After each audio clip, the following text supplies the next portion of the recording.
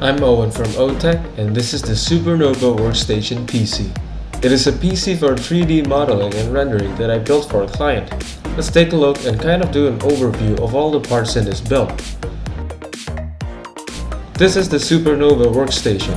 It features an Intel Core i7-6700K cooled by Raijintek Themis EVO, so I should be able to get some extra performance out of overclocking. It is supported by an MSI Z170A PC Mate, which is a cheap but decent Z170 board, which I paired with 16GB of G.Skill Ripjaws 2133MHz DDR4 memory. It isn't a gaming machine, so I opted to use the fastest possible CPU for the budget, and then use a spare for a GPU, which is a Galax GTX 950OC. For storage, it has a 120GB Patriot Blast SSD for the OS and WD Bluetooth 2TB drive for mass storage. Powering it all is a Seasonic gold-rated X460FL fanless power supply to keep it nice and quiet. Finally, it is all housed in a Bitfenix Nova case, which definitely looks nice but has some problems. More on that later. While building it, I got a feel of what is good and what's not so good about the components. Starting with the case, it has a glossy white paint finish that, although it doesn't quite match the color of the plastic, is of pretty good quality. It also has a clean design on the outside, which I appreciate. The case itself was easy enough to work with, but it unfortunately has some major flaws, such as how there's no CPU power cable cutout. Then the hard drive bays are unremovable, and so made it really difficult to install the two LEPA Vortex fans that I put in the front mounts, which are more of an afterthought, as the top end mount barely fits a fan behind it, and bulges with the fan installed. I also added this awesome acrylic power supply shroud that I designed myself and asked the workshop to craft for me.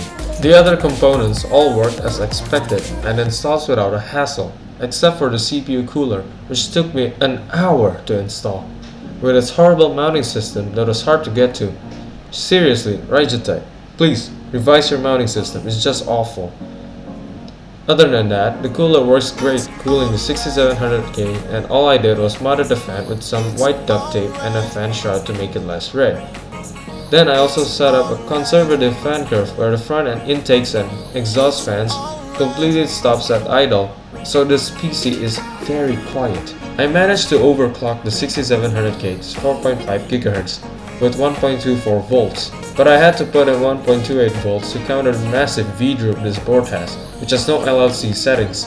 So I'll suggest another board if you want to seriously overclock, especially as it's a 6-phase board only. The GPU gets a bump to a 1424MHz core and 1952MHz memory, which isn't too high because it has a bad ASIC rating of only 67%, but this isn't a gaming PC anyways, so it's fine. Now for the benchmarks, I only ran 2, so we can see that this machine isn't a full-on gaming rig, but it is quite capable workstation for rendering with a really high CPU speed, and it is basically the aim here, high CPU performance possible for the budget, and I think this build achieves it quite well, while looking good at it.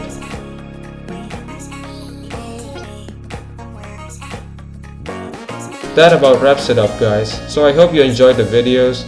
Please give it a like if you liked the video, leave a comment if you want to say something, and subscribe if you want to see more content from me. As always, I'll see you in the next video.